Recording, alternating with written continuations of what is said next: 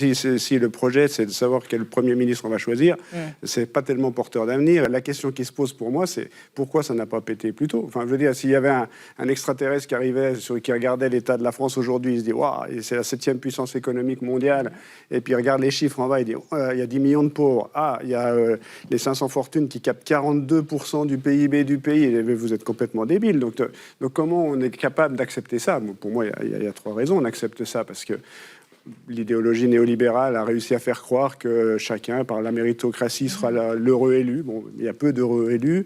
Il y a la violence de la répression sur les Gilets jaunes, mais aussi sur tout le mouvement des retraites, où on a une violence qui était inédite sur la répression. Et puis il y a aussi des médias qui ne mettent jamais en perspective ce qui arrive et qui se contentent souvent de répondre à des communiqués ou à de la politique politicienne sans faire l'analyse de fond.